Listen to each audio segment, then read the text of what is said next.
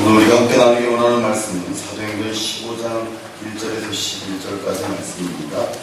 사도행전 15장 1절로 11절까지 제가 가진 성경으로 신약 213페이지에 있습니다.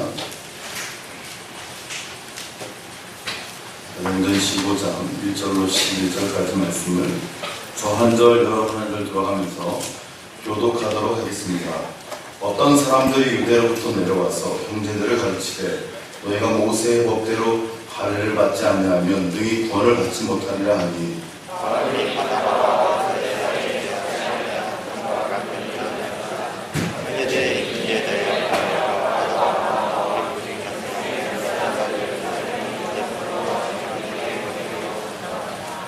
그들이 교회의 전송을 받고 베니게와 사마리아로 다니며 이방인들이 주께 돌아온 일을 말하여 형제들을 다 크게 기쁘게 하더라.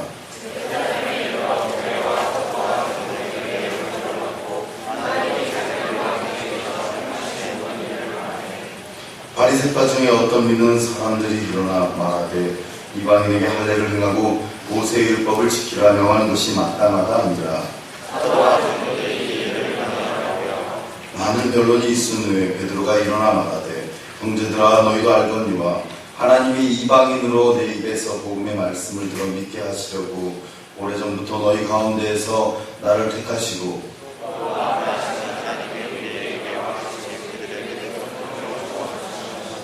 믿음으로 그들의 마음을 깨끗이 하사 그들이나 우리나 차별하지 아니하시느니라.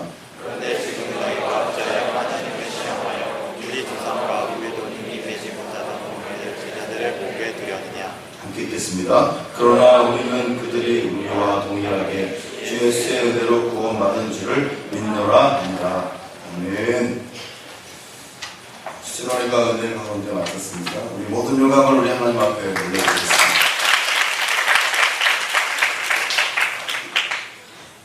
목이 별로 좋지 않은데요. 여러분 이해하시고 들으시기 바랍니다. 교회사를 살펴보면요, 중요한 특징과 특징에 대한 시기적 현상을 볼 수 있는데요. 그것은 교회가 예루살렘에서 태동한 2000년이 흐른 오늘날까지 변함없이 중요한 특징들이 하나 발견되는데, 첫 번째는 이 시기를 박해의 시기로 그렇게 볼 수 있는 것들을 볼 수 있습니다.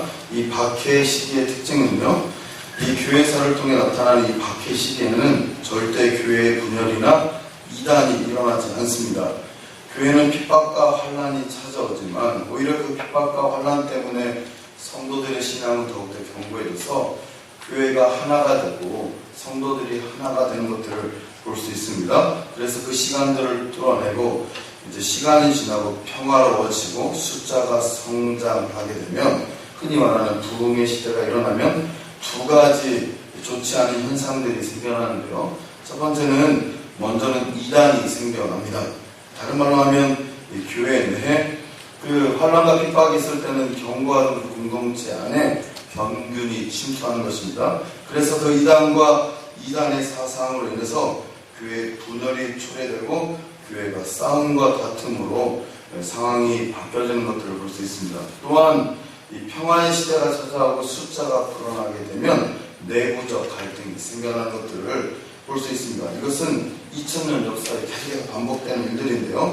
평화 시기에 생성된 부와 권력은 교회의 승리와 맞지 않기 때문에 반드시 그 부와 권력의 때를 빼내시기 위해서 하나님은 내외적 갈등을 통해서라도 교회를 쪼개놓고 다시 어려운 형국으로 몰아넣어서 다시 핍박과 혼란을 받게 하여서라도 성도의 신앙을 정복케 하는 것들을 볼 수 있습니다.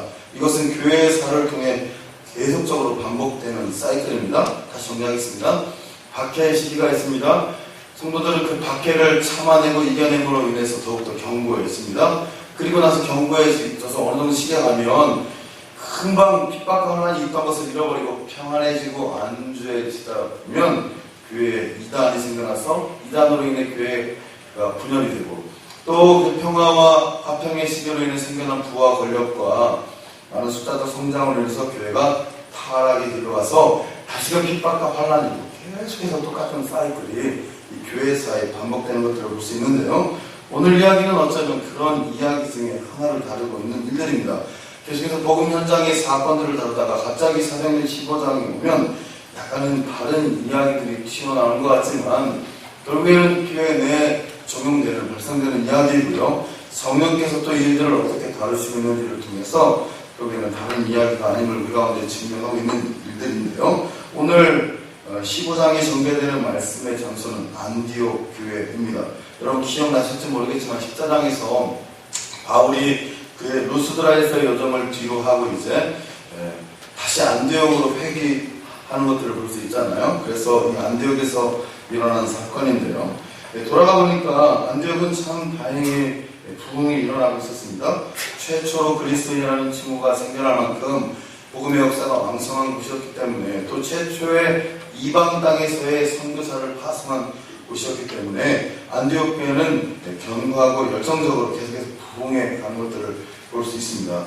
지금 교회가 한참 왕성해 가고 부흥해 갈 때인데요. 또한 많은 이적과 표적이 나타나고 있는 이때인데 어느 날 갑자기 이곳에 예루살렘에서 성경을 가르치고자 하는 교사들이 흘러 들어옵니다. 오늘 본문 말씀이 그 일들로 인해 시작하는 것을 볼 수 있는데 본문 1절을 다시 보도록 하겠습니다. 어떤 사람들이 유대로부터 내려와서 형제들을 가르치되 라고 오늘 말씀이 시작되고 있습니다.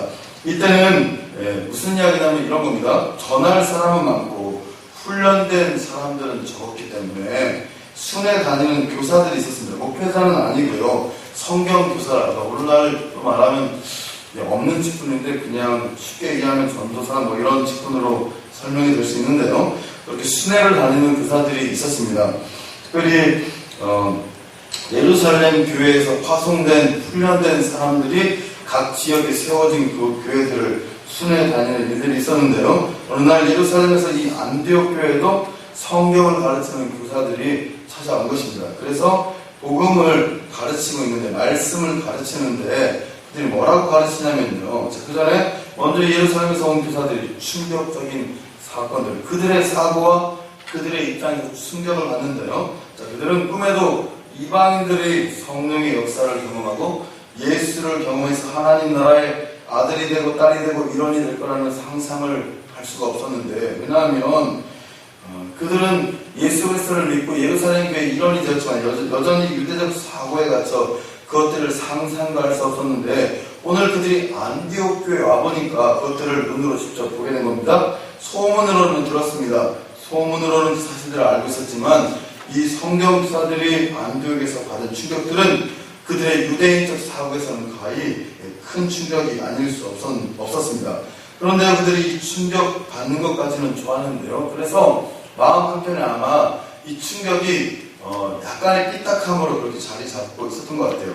선민도 아닌데 이스라엘 백성도 아닌데 어찌 이 안디옥 땅에서 유대 예루살렘도 아닌데 이런 일들이 일어나나 이런 부흥과 이런 왕성함과 이런 열정들이 일어날 수 있나라고 말하면서 니네가 지금 알고 있는 것들이 다가 아니다라고 그런 삐딱함으로 성경을 가르치는데 뭐라고 가르치냐면요. 여러분 예수 그리스도를 영접하면 구원을 받습니다. 그러나 그것만으로는 여러분들이 하나님의 아들이 되고 딸이 되는 것은 충분하지 않습니다.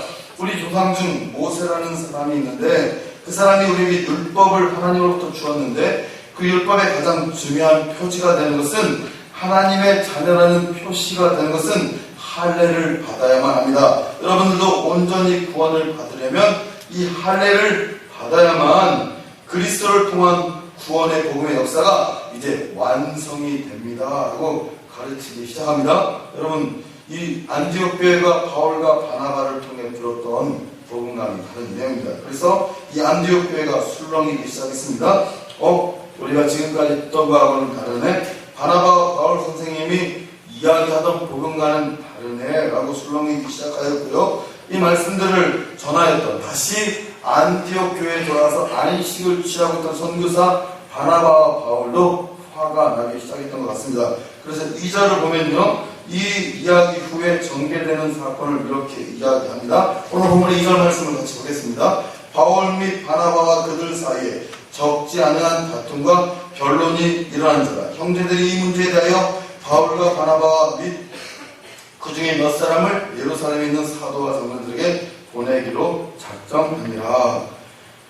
바울과 바나바가 한편이 되고요. 무슨 얘기냐면 예루살렘에서 온 교사들이 한편이 되어서 논쟁이 일어났는데 그 논쟁이 쉽지 않은 논쟁이었던 것 같습니다. 그저 그냥 이렇게 말싸움으로 끝나지 않았던 것 같고요. 성경이 표현하기를 그냥 문자적으로 적지 않은 다툼과 결론이 일어났다고 이야기했는데 아마도 요즘 말하는 난상 토론이 일어났던 게 아닌가 생각됩니다. 그래서 그렇게 치열하게 그들이 변론하고 싸우고 논쟁했는데 결론을 얻지 못했던 것 같아요. 그래서 이 남대교회 지도자들이요, 이제 몇몇의 사도와 장로들을 뽑아서요, 그들의 원래 교회였던 예루살렘 교회로 이 문제를 가지고 가서 해결하기를 요청하는 그런 것들을 볼 수 있습니다. 예루살렘에서 온 유대인들이 아무리 이방인들이 성령을 체험하고 그리스도의 십자가 복음을 듣고 영접해서 하나님의 자녀가 되었다고는 하나 우리와 같은 하나님의 아들이 되고 딸이 되려면 우리 조상 모세가 명한 가장 중요한 핵심 내용 중에 하나인 할례를 받아야 온전히 하나님의 자녀가 된다라는 그 사실들을 꺾지 않고 있고요. 그러니까 바울과 바나바는 특별히 예수 그리스도를 통해서 도상에서 만난 바울은 이 사실들을 인정할 수 없었기에 그들이 다투는데요. 결국에는 이 일들로 인해서 이제 예루살렘 교회로 넘어간 후의 이야기가 3절부터 전개되고 있는 것들을 볼 수 있는데요. 3절에서 5절 본문을 다시금 보도록 하겠습니다. 우리 같이 3절에서 5절을 다시 한번 한 목소리로 읽겠습니다. 그들이 교회의 전성을 받고 베니게와 사마리아로 다니며 이방인들이 주께 돌아온 일을 말하여 형제들을 다 크게 기뻐하더라. 예루살렘에 이르러 교회와 사도와 장로들에게 영접을 받고 하나님이 자기들과 함께 계셔 행하신 모든 일을 말하며 바리새파 중에 어떤 믿는 사람이 일어나 말하되 이방인에게 할례를 행하고 모세의 율법을 지키라 명한 것이 마땅하다 아니라. 이제 무대는 안디옥에서 예루살렘 교회로 옮겨집니다.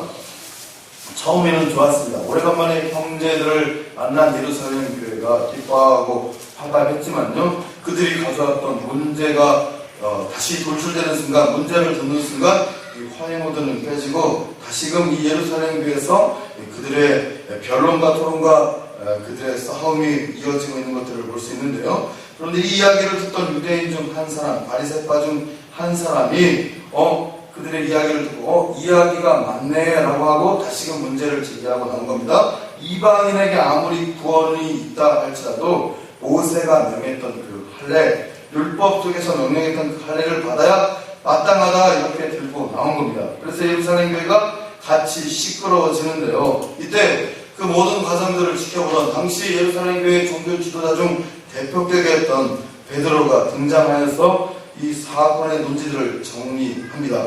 그 내용들이 6절부터 10절까지 이어지는데요. 제가 읽어드리도록 합니다. 사도와 장로들이 이 일을 의논하러 모여 많은 변론이 있으니 베드로가 일어나 말하되 형제들아 너희도 알거니와 하나님이 이방인들로 내 입에서 복음의 말씀을 들어 믿게 하시려고 오래전부터 너희 가운데서 나를 택하시고 또 마음을 아시는 하나님이 우리의 같이 그들에게도 성령을 주어 증언하시고 믿음으로 그들의 마음을 깨끗이 하사 그들이나 우리나 차별하지 아니하시느니라.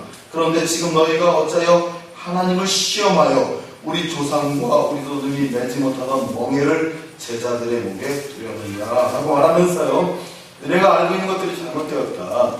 이방인도 구원을 받을 수 있다. 오직 예수 그리스도를 통해서만 구원을 얻는다. 할례를 받아야 구원을 얻는다 말하는 것은 성경이 없는 예수 그리스도가 가르치지 않는 너희들의 편협한 사고, 즉 멍에이다 라고 그렇게 설명하는데요. 여기서 말하는 멍에를 다시금 잘 풀어 설명하냐면요, 그들이 예수 그리스도의 십자가 복음만으로 구원이 온전치 못하다고 생각하는 것을 멍에라 이야기하고요. 그 구원이 온전히 위해서는 모세에게 주었던 핵심인 할례를 받아야 구원이 이루어진다 말하는 그 편협함이 멍에라 그렇게 정의할 수 있습니다. 야, 너희도 능히 매지 못했던 그 율법을, 어떻게 보면 그 편협함은 율법에서 기인한 거죠. 예수 그리스도께서 완성하여서 우리 가운데 자유함을 허락한 그 말씀에 근거한 것이 아니라 그들의 유전과 그들의 전통에 의해서 생각되어지는 그 율법주의를 멍에라 말할 수 있습니다. 그리스도의 십자가 복음만으로 충분한데, 그리스도의 십자가 보혈의 공로만으로 충분한데 그렇지 않다고 생각되는 것들, 원래는 베드로도 그런 사람이었기 때문에 베드로가 이것을 설명함이 마땅하였던 것 같습니다. 다시 본문의 8절과 9절을 다시 보도록 하겠습니다. 자세히. 또 마음을 아시는 하나님이 우리에게와 같이 그들에게도 성령을 주어 증언하시고 믿음으로 그들의 마음을 깨끗이 하사 그들이나 우리나 차별하지 아니하셨느니라. 자, 보세요. 이건 아주 굉장히 극단적인 예인데요. 여러분 오해하지 마시고 한번 대답해 볼 수 있기를 원합니다. 여러분, 하나님이 여러분들의 구원함을 믿으십니까? 원래 여러분은 어떤 사람이었어요? 죄인. 여러분 인정하세요? 여러분이 원래 죄인이었던 것들요? 그러면요, 여러분 질문에 대답해 보세요.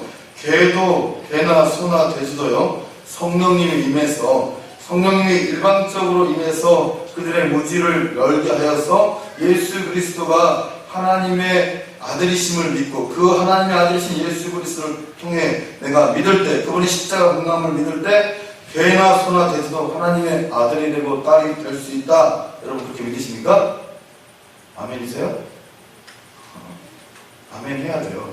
이게 맞는 거예요. 지금 베드로의 얘기가 이거예요. 물론 개나 소나 돼지에게 영혼이 없습니다. 그러나 극단적인 표현이에요. 왜 제가 갑자기 개나 소나 돼지를 끌어들였냐면요, 제가 얘기했잖아요. 유대인들에게 이 이방인들은요, 개, 소, 돼지 다 밑이에요. 밑. 개나 소나 돼지의 밑이 이방이네요. 그래서 베드로가 지금 하고 있는 말이 이런, 거의 성경에 쓰지 않았지만 거의 이런 류의 표현이라고요. 여러분에게 다시 질문합니다. 여러분, 죄인이었던 여러분들이 예수 그리스도의 십자가 공로함을 믿을 때 하나님의 아들이 되심을 믿으십니까? 유대인의 관점으로 이런 겁니다. 개나 소나 닭보다 못한 여러분들이 예수 그리스도의 공로함을 입어 하나님의 아들이 되었다. 여러분 믿으세요? 여러분은 개나 소나 닭이라고 하는 게 인정되지 않았어요? 우리가 원래 그런 사람이에요. 걸레만도 못한 유대인들이 이게 인정되지 않는 거예요. 자기들은 선민인데 어찌 선민과 개나 소나 닭보다 못한 사람과 같을 수 있나, 이런 오해가 발생한 건데요. 우리 또한 이런 편협함에 사로잡혀 있을 때가 굉장히 많이 있어요. 유대인들의 의식 속에 들어와 있던 이방인들을 바라보는 관점이 이것만도 못했다는 이야기예요. 개나 소나 닭도. 그래서 베드로가 이야기하지 않습니까? 여러분, 그들에게도 성령이 임하시고 그들도 예수 그리스도의 십자가 보혈을 믿으면 그들도 하나님의 자녀가 될 수 있습니다 라고 하니까요, 아무도 아멘하지 않는 거예요. 아무도 인정하지 않는 거예요. 아무도 동의를 안 한단 말이에요. 그 당시 유대인들이 가지고 있던 편견이 얼마나 철저하게 편협한 사고 안에 갇혀 있는지를 보여주는 대목이에요. 예수 그리스도는 화평으로 오셨고, 예수 그리스도는 모든 사람을 평등하게 부르셨고, 예수 그리스도는 낮은 자의 하나님이 되셨음에도 불구하고 그들이 예수를 믿는다 말하면서도 그들 역시 예루살렘 백성이라는, 이스라엘 백성이라는 이유만으로 좀 더 다르지 않을까라는 것들을 보이지 못했다는 이야기예요. 베드로가 왜 이런 얘기를 할 수 있냐면요, 여러분 기억할지 모르겠지만 사도행전 10장에 보면 베드로와 이방인 중에 한 사람은 고넬료의 집에 찾아가는 이야기가 나오는데요, 그 고넬료의 집에 찾아가기까지 이 사도행전 10장의 과정들을 설명하는데 이런 과정들이 요약되어 있습니다. 자기도, 원래 베드로도 인간에 대한 편견을 가지고 있었습니다. 선민과 선민이 아닌 사람으로, 다른 말하면 유대인과 이방인으로 세상의 사람들은 나누어진다라는 편협한 사고들을 가지고 있었는데요, 하나는 고넬료의 집에서 사람을 모아놓고 기다린다 하는 정가를 받게 됩니다. 베드로의 마음이 찜찜합니다. 갈까 말까 고민합니다. 왜냐하면 자기가 예수 그리스도를 믿고 사도가 되었지만, 주님의 놀라운 성령의 은혜를 체험하였지만, 저 개나 소나 닭 밑에 있는 사람들, 성경 표현대로 하면 지옥의 장작으로 쓰여지는 저 사람들에게 내가 굳이 갈 필요가 있나? 저 사람들에게까지 복음의 소식을 전할, 우리 선민 유대인들에게 구원자 되시는 메시아 되시는 하나님을 전하기에도 바쁜데 굳이 저들에게 가야 하나라고 생각되고 있을 때, 하나님이 환상 속에서 뭐라고 말씀하시냐면 보자기 하나를 내려보냅니다. 그래서 그 보자기를 펼쳐보라라고 이야기하시는데요, 그 보자기 속을 보니까 그 구약에 말하는 온갖 부정한 것들을 그 안에 다 넣어놓으시고 그 안에 있는 것들을 잡아먹으라라고 하나님이 하십니다. 베드로가 잡아먹을 수 없다 말하니까 하나님이 베드로를 꾸짖으십니다. 내가 정결하다 하는 것을 네가 어찌 부정하다 하느냐라고 말씀하시면서 베드로의 무죄함을 깨우쳐 주십니다. 그래서 베드로가 그 말씀으로 인해 이제 하나님의 의도를 깨닫고 고넬료의 집에 가서 고넬료의 집에서도 성령이 임하는 것을 경험하게 되는 그 사건들이 있었습니다. 이제 베드로에게는 더 이상 이방인에게 구원이 임하지 않는다는 편협한 사고의 문이 열렸습니다. 그래서 오늘 베드로가 오늘 이 논쟁 가운데 변론자로 나서서 아니다, 이방인에게도 분명히 구원이 있다. 하나님이 나에게 말씀하셨고 내가 고넬료의 집에 가서 그 사건들을 경험하였다. 우리가 이방인에게 구원이 없다 말하는 것은 율법주의다라고 그렇게 변론하고 있는 것입니다. 이 베드로의 고발 속에, 베드로의 이 변론 속에 우리가 무엇을 볼 수 있냐면요, 율법주의란 결국에는 자기 안에 갇힌 자기 자랑이고 자기만 옳다 생각하는 편협한 사고이다라는 것들을 발견해내게 됩니다. 우리는 그래서 여러분 이 복음을 제대로 이해하고 똑바로 이해하게 되면 그 사고를 넘어 두 가지 없애야 할 것들을 그래서 찾아내게 되는데요. 여러분 한번 여러분들에게 다시 질문하면 여러분 저를 보십시오. 여러분 믿음의 반대말이 뭐라 생각됩니까? 믿음의 반대말. 믿음의 반대말 뭘까요? 그럼 좀 더 여러분에게 힌트를 주면요. 자, 우리가 구원을 어떻게 얻죠? 믿음으로. 우리가 구원을 어떻게 얻습니까? 믿음으로. 그러면 그 믿음으로 구원을 얻는다 해서 그 믿음의 반대말은 뭘까요? 에어컨을 꺼주실래요? 뒤에 정문장에. 믿음은 뭘까요? 믿음의 반대말은 뭘까요? 믿음으로 구원을 얻는다 해서 믿음의 반대말. 죄? 누가 얘기했어요? 그래요. 먼저 볼까요? 여러분, 대답한 사람이 위대한 사람이에요. 맞아요? 대답하지 못한 사람이 거시기한 사람이에요. 여러분, 에베소 2장 말씀을 한번 띄워주실래요?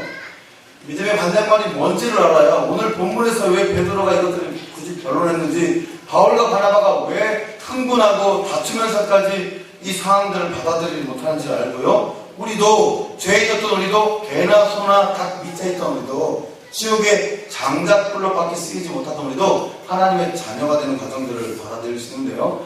에베소 2장 1절부터 3절까지 말씀을 같이 한번 우리 자막을 통해 보든지 성경책을 통해 보든지 같이 한번 한 목소리로 읽도록 하겠습니다. 그는 죽었던 살리셨도다. 그때 너희는 그 가운데 행하여 이 세상 풍조를 따르고 공중의 권세 잡은 자를 따랐으니 곧 지금 불순종의 아들들 가운데서 역사하는 여기라. 전에는 우리도 다 그 가운데서 우리 육체의 욕심을 따라 지내며 육체와 마음에 원하는 것을 하여 다른 이들과 같이 본질상 진노의 자녀이었더니. 자, 여기서요 우리를 원래 뭐라고 그렇게 칭해요? 진노의 자녀. 한 가지 중요한 단어를 여러분 빼먹었어요. 어떤 진노의 자녀? 본질상. 원래 바꿀 수 없이 원래부터 근본적으로 우리는 진노의 자녀였다. 그런데요 4절을 제가 읽어드릴게요. 국률이 풍성하신 하나님이 우리를 사랑하신 그 큰 사랑을 인하여. 3절과 4절에 보면요 아무 전제 조건이 없어요. 너희가 회개하고 깨닫고 순종함으로 말미암아 국률에 풍성하신 하나님이 너희에게 우리를 사랑하신 그 큰 사랑을 이렇게 되어 있나요? 본질상 진노의 자녀이었더니 그 진노의 자녀들이 회개하고 돌아올 때, 그 진노의 자녀들이 자복할 때, 그 진노의 자녀들이 어떠한 열심을 품을 때 국률이 풍성하신 하나님 이렇게 되어 있지 않고요. 말씀이 바로 넘어갑니다. 본질상 진노의 자녀였더니 국률이 풍성하신 하나님이. 무슨 뜻이에요? 본질상 진노의 자녀였던 우리 이방인들이 하나님을 믿지 않던 사람들이 하나님의 자녀가 되는 어떠한 조건이나 자격이 있지 않았다는 거예요. 그저 긍휼이 풍성하신 하나님이 그렇게 법칙을 정하시고 그렇게 우리를 택하시고 우리를 부르셨다라고 말씀하시는데요. 계속해서 이번서 2장 4절부터 7절까지를 보겠습니다. 함께 읽겠습니다. 시작. 긍휼이 풍성하신 하나님이 우리를 사랑하신 큰 사랑을 인하여 허물로 죽은 우리를 그리스도와 함께 살리셨고 너희는 은혜로 구원을 받은 것이라. 또 함께 일으키사 그리스도 예수 안에서 함께 하늘에 앉히시니 이는 그리스도 예수 안에서 우리에게 자비하심으로써 그 은혜의 지극히 풍성함을 오는 여러 세대에 나타내려 하십니다. 아멘. 그런데 우리가 노력을 하고 깨닫거나 용서를 구했거나 그런 거 있다 없다? 그런 거 있다 없다? 우리가 용서를 구하고 어떤 깨달음을 얻고 어떤 노력을 하고 그러한 조건이 있다 없다? 없다는 거예요. 말씀이 제가 하는 이야기가 아니잖아요. 그렇게 말씀 이야기잖아요. 그 예수 그리스도의 자비와 예수 그리스도의 사랑과 예수 그리스도의 용서하심만이 존재하지, 다른 우리 안에 본질상 진노의 죄인 벌레만도 못한, 그러면 죄송합니다, 이 성경 이 헬라어 그대로 하면 쓰레기라고 되어 있어요. 쓰레기만도 못한 너희가 하나님의 구원에 동참하여 하나님의 자녀가 되고 하나님의 아들이 되고 딸이 되는 권세를 얻을 길이 없다. 오직 예수 그리스도의 자비, 사랑, 용서하심만이 존재한다. 그래서 8절을 같이 한번 보겠습니다. 8절 한 목소리를 읽겠습니다. 시작. 너희는 그 은혜에 의하여 믿음으로 말미암아 구원을 받았으니 이것은 너희에게서 난 것이 아니요 하나님의 선물이라. 그러면 이 믿음이 내가 믿은 믿음입니까? 누가 준 것입니까? 지금 믿음으로만 구원을 얻었다라는 게 지금 굉장히 어려운 게요. 한국말은 믿음이 한 가지밖에 없어요. 근데 이제 원어로 보게 되면 영어로만 봐도 이 믿음이라는 단어가 되게 다른다, 다 다양한 단어로 쓰는데, 어느 때는 이 목사님이 믿음을 순종이라고 했다가 오늘은 또 믿음을 뭐라고 얘기할까, 이 단어가 달라서 그러는데, 여러분 이 지금 말하는 믿음이 뭔지는 대충 감이 오시죠? 자, 이 믿음이 그러면 오늘 이 구원을 얻게 하는 이 믿음은 내가 얻은 거예요? 아니면 누가 준 거예요? 네, 누가 준 겁니다. 누가 준 겁니까? 예수 그리스도. 예수 그리스도. 이게 내게 근거된 것, 나한테 생성된 것이 아니란 이야기예요. 그래서요, 9절을 보세요. 9절 같이 한번 한 목소리 읽겠습니다. 행위에서 난 것이 아니니 이는 누구든지 자랑하지 못하게 하려 함이라. 아멘. 약간 여러분 헷갈릴 수 있어요. 언제는 출연할 때도 이제 예수 그리스도를 믿는 것만으로도 부족하다, 더욱 힘써 노력해야 천국에 갈 수 있다라고 설명해놓고 이게 무슨 뚱땅지 같은 소리인가 라고 말하는데, 지금 제가 말하는 믿음은 뭐냐면 우리가 하나님의 자녀로 칭함을 얻는 칭의의 믿음이라는 거예요. 이게 뭔지는 오늘 다 설명할 수 없지만 일단 여러분 질문합니다. 여러분 하나님의 자녀이심을 믿으십니까? 여러분 하나님의 자녀이세요? 여러분이 하나님을 아버지라 부를 때 여러분이 하나님의 아들이고 딸이심을 믿으세요? 지금 그 믿음을 지금 이야기하는 거예요. 여러분 그래서요, 다시 질문합니다. 믿음의 반대말이 뭐라 생각되세요? 오직 이는 믿음으로 말미암아 구원을 얻는다 해서 믿음의 반대말 뭘까요? 유추해 봅시다. 오늘 지금 읽은 이 예배서 2장 9절 말씀에 답이 있어요. 뭘까요, 여러분? 중요한 내용이기 때문에요. 바울과 바나바가 다툼을 하면서까지 쟁취하고 싶었던, 꼭 통과시키고 싶었던 내용이기 때문에 여러분들에게 하는 거예요. 이걸 잃어버리면 우리가 사는 은혜의 조건과 은혜의 자격이 없어지기 때문에요. 여러분 눈 따라합시다. 믿음의 반대말은 자랑이다. 이해가 됐어요, 여러분? 지금 제가 뭘 말하고 싶은지요? 복음의 의미를 제대로 이해하면요, 두 가지가 없어져야 돼요. 첫 번째 없어져야 할 것은 자랑입니다. 무슨 뜻이냐면요, 왜 내 삶의 사는 근거가 내게서 근거한 게 하나도 없다. 나는 내가 사는 것 같은데 알고 보면 믿음이 생기면요, 내가 사는 것이 아니라 하나님이 나를 살게 하신다라는 것들을 깨닫게 돼요. 여러분 아멘이십니까? 우리가 예수 그리스도를 믿는 순간요, 나의 나됨은 없어집니다. 나의 나됨은 하나도 없고, 바울의 고백처럼 나는 그리스도의 십자가의 자기를 못 받고 그 오직 주님을 따라가길 원하는, 그런 이제 내가 사는 것이 아니요, 갈라디아 2장 20절에 보면 오직 내 안에 예수께서 사신 것이라라는 내 안에 자랑은 없어지고, 내 안에 어떤 공로나 어떠한 의지함은 없어지고, 오직 예수 그리스도를 통해서만 내가 구원함을 입어 이제 내가 예수 그리스도를 믿음에 사는 모든 삶은 나의 삶이 아니라 주께서 나에게 허락하신 삶이다 말하는 것 자체가 믿음이라는 겁니다. 여러분 그걸 인정하십니까? 여러분 저를 보십시오. 눈을 크게 뜨고요, 가슴을 펴고 저를 향해 보십시오. 제가 질문합니다. 여러분 예수 그리스도를 믿으세요? 그럼 여러분 삶이 이제 여러분들 마음대로 사는 삶이 아니라 여러분 인생의 주인이 아니라 예수 그리스도께서 허락하신 삶임을 여러분 믿으십니까? 아멘 할 수 있기를 원합니다. 이게 우리 믿는 사람들의 믿음의 근거예요. 그래서 오늘 이 말씀에 근거할 때 믿음의 반대말은 자랑이에요. 그래서 바울이 뭐라고 이야기하냐면요, 오직 나의 자랑은 뭐라고 이야기합니까? 예수 그리스도. 오직 나의 자랑은 십자가 외에는 없다. 저는 여러분과 저에게도 동일한 믿음의 고백이 선포되어지길 원합니다. 우리의 자랑은 오직 십자가밖에 없다. 그 십자가의 공로로만, 십자가의 피 흘림과 십자가의 은혜로만 내가 살 수 있고 살고 있다라고 말하는 믿음이 우리 안에 선포되어지고 고백되어지기를 원합니다. 아멘입니까 여러분? 두 번째, 그래서 복음을 제대로 이해할 때 없어져야 하는 것은 또한 차별입니다. 한번 따라하겠습니다. 차별이 없어야 한다. 무슨 이야기냐면요, 내 인식 속에 부자도 없어지고 가난한 사람도 없어집니다. 다시 사도행전으로 본문으로 오겠습니다. 자, 사도행전 본문으로 옵시다. 8절 9절을 다시 봅시다. 사도행전 15장 8절 9절. 또 마음을 하시는 하나님이 우리에게와 같이 그들에게도 성령을 주어 증언하시고 믿음으로 그들의 마음을 깨끗하게 하사 그들이나 우리나 차별하지 아니하셨느니라. 여러분 아멘입니까? 잘생긴 태성이하고요, 못생긴 준호하고 있어요. 하나님이 태성이가 더 잘생겼다고 태성님을 더 사랑하고 준호가 못생겼다고 준호를 덜 사랑하고 그렇지 않는다는 거예요. 하나님 시대는 똑같기 때문에 여러분 태성이가 더 잘생긴 거 맞죠? 하나님은 외모를 보지 않으세요. 여러분 믿음의 눈을 열고 보면요, 태성이가 특히 잘생겨 보입니다. 자, 차별이 없어져요. 잘난 사람도 없고요, 못난 사람도 없어요. 그래서 예수 그리스도를 정말 믿는다면 유대인들이 지금 착각하는 게 뭐예요? 예수 그리스도를 믿는다 말하면서도 그들이 예루살렘 교회 이런 성도가 됐음에도 불구하고 그들이 가지고 있는 차별을 버리지 못해요. 이 선민과 이방인을 철저하게 구분해서 교회 안에 다른 사람들을 받아들이지 못합니다. 여러분 예수님을 믿으십시오.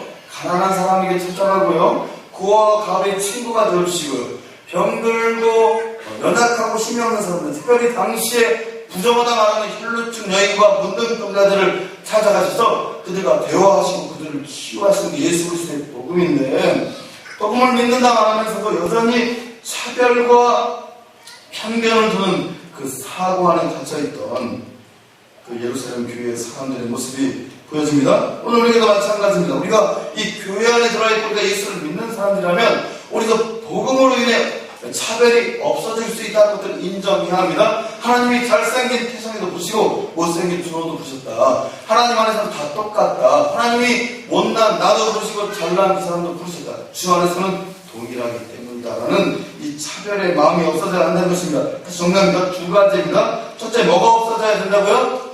자랑이 없어져야 됩니다. 둘째, 뭐가 없어져야 됩니까? 차별이 없어져야 됩니다. 그래서 십자가의 복음을 제대로 인식한 사람은 사람을 두려워하지 않습니다. 세상을 두려워하지 않습니다.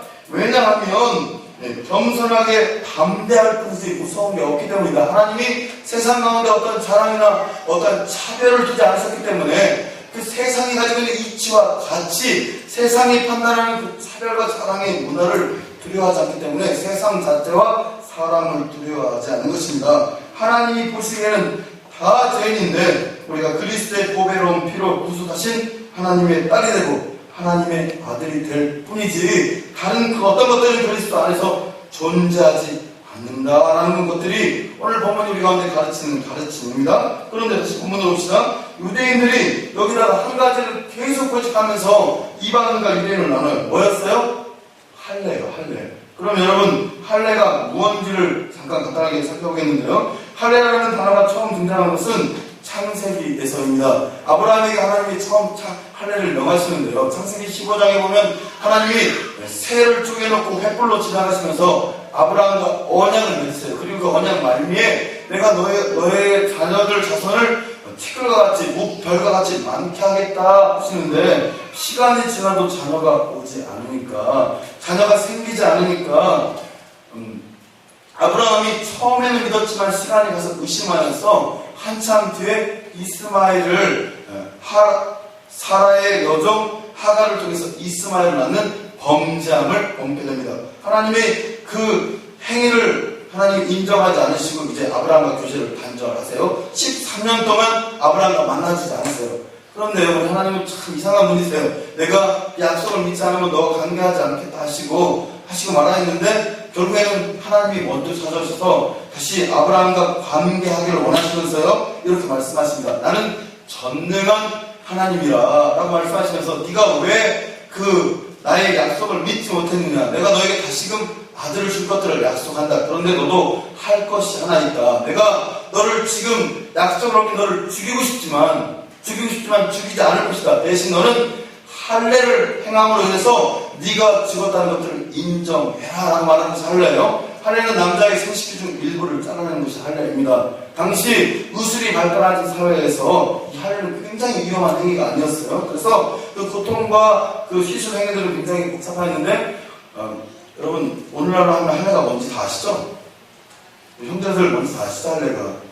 여러분 하는 그 포경수술이 할례거든요. 그런 행위를 통해서 일부를 잘라내므로 인해서 내가 육신은 살고 있지만 내가 이제 사는 것은 하나님이 살려주셔서 사는 삶이다. 나는 이미 할례할 때 하나님으로부터 죽었다라고 말하는 것이 할례예요. 그래서 아브라함이 창세기 17장 행하게 되고요, 난지 8일 이삭을 행하게 만들고요, 그것들이 유전으로 내려와서 이제 모세 시대에 계속 모세 시대까지 광야 시대까지 할례가 이어지는 것들을 볼 수 있어요. 즉 할례는 어떤 하나님 백성으로서의 표식이 아니라 이제 하나님 안에서 나는 죽었다라고 말하는 그러한 표식이에요. 그러면 오늘날로 하면 이 할례는 뭐예요? 오늘날로 말하면 뭘까요? 세례예요. 세례. 우리가 세례 받을 때요, 지금 장로교가 그렇게 하고 있지 않지만 원래 이 세례라는 단어가 가진 베프타이즘은 물에 완전히 잠궜다가 다시 나오는 것을 세례라고 하잖아요. 그래서 침례교의 세례를 보면요, 제가 미국에 있을 때 이제 미국은 장로교도 이 침례를 하는 교회가 굉장히 훨씬 많은 것들을 볼 수 있는데요, 완전히 나는 이 물속에서 죽고 내가 나올 때 그리스도의 부활함으로 새 사람이 되었다는 것을 인정하는 게 세례인데요. 자, 이 신약으로 넘어온 이 세례가, 물론 이 세례 또한 천국에 가는 전제 조건은 아닙니다. 신앙 고백일 뿐이지. 할례도 마찬가지로 내가 죽었다는 고백인데 유대인들이 편협한 사고에 갇히다 보니까 이 할례를 마치 구원의 징표인 것처럼 그렇게 인정하는 어리석음에 빠져 있었습니다. 시브리서 11장 9절을 한번 보도록 하겠습니다. 시브리서 11장 9절. 같이 한번 자막이 준비되어 있나요? 네. 시브리서 11장 19절에 시브리서 11장 19절 말씀을 같이 한번 한 목소리를 읽겠습니다. 시작. 그가 하나님이 능히 이삭을 죽은 자 가운데서 다시 살리실 줄로 생각하는지라 비유컨대 그를 죽은 자 가운데서 도로 받은 것입니다. 여러분 지금 무슨 말인지 약간 애매한데요, 그가 하나님이 능히 이삭을 죽은 자 가운데서 다시 살리실 줄을. 이삭을 어떤 자 가운데서 살리셨어요? 누구를 의미해 죽은 자는? 아브라함이에요. 아브라함. 자, 할례가 무슨 행위였다고요? 아브라함이 죽었다는 것들을 인정하는 행위를 할례라고 했잖아요. 하나님이 죽인 몸에, 아브라함 몸에서 이삭을 나게 하셨어요. 그래서 이삭을 나게 하심으로 어떤 증거를 주냐면 다시 살리실 줄로 생각한지라. 이삭을 주신 이유는, 할례 후에 이삭을 주신 이유는 이제 하나님이 너의 삶을 주관하고 너를 살게 하시고 아브라함의 모든 발걸음은 아브라함이 하는 것이 아니라 하나님이 하시는 것이다 하는 것들을 가르치기 위해서 이삭을 주셨다는 거예요. 우리도 마찬가지입니다. 세례를 통해 내가 죽었다는 것들을 인정하고 내가 그리스도의 부활로 살았다는 것들을 인정하게 되면 이제 죽은 내 몸에서 내가 사는 것이 아니라 예수 그리스도가 사시는, 예수 그리스도가 이삭의 소생함 같은 소생함으로 사시는 그 은혜가 우리에게 있다라는 이야기입니다. 여러분에게 질문합니다. 여러분, 예수 그리스도를 인정하고 구주로 받아들이는 순간 여러분의 자아는 죽고 예수 그리스도가 여러분의 주인 되심을 여러분 믿으십니까? 여러분 아멘이세요? 이게 되지 않으면요, 지금 우리도 뭔가에 걸려있는 거예요. 다시 질문합니다. 예수 그리스도를 구주로 인정할 때 어떠한 자격이나 조건이 없이 그분이 나를 구원하시고 사랑하셔서 나도 그분의 부활 가운데 동참하여 그분의 소망으로 살고 있음을 여러분 믿으십니까? 그러면요, 그런 믿음 있는 우리 신자들의 삶 속에도, 우리 교회에도, 뭐가 없어져야 되냐면, 다시금 말하면, 우리 공로, 우리 사랑, 내 사고로 주어지는 어떠한 형성, 어떠한 편견, 어떠한 편협한 사고들이 내려져야 된다라고 말하고 있는 것이 오늘 본문이라고요. 이것들이 되지 않는다면, 우리도 유대 전통에 갇힌 유대인들처럼 우리가 계속 예수 믿는 사람이란 말하지만 어떤 율법에 갇혀 어떤 특정한 것에 갇혀 진정한 하나님의 은혜를 경험할 수 없다라고 오늘 본문이 우리 가운데 다시금 가르치고 있는 것입니다. 그래서 이 교회라는 공동체는요, 믿는 성도들이 모이는 이 공동체는 생명을 살리고 회복하는 일에 집중하여서 차별과 자기 자랑이 일어났으면 절대 되지 않습니다. 차별과 자기 자랑이 일어날 때 예수 그리스도의 십자가 영광과 내가 누구인지를 잃어버리는 어리석은 사고가 나타나게 되는데요.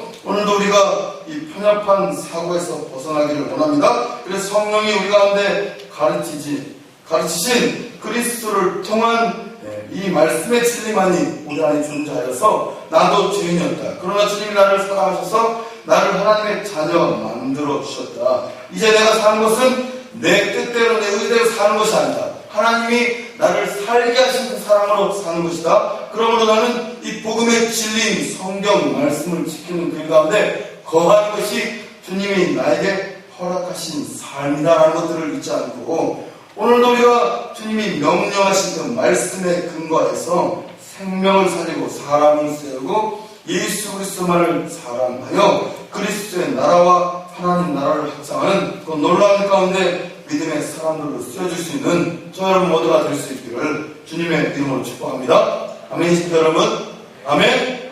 아멘. 우리 함께 일어나서 찬양하기 원합니다.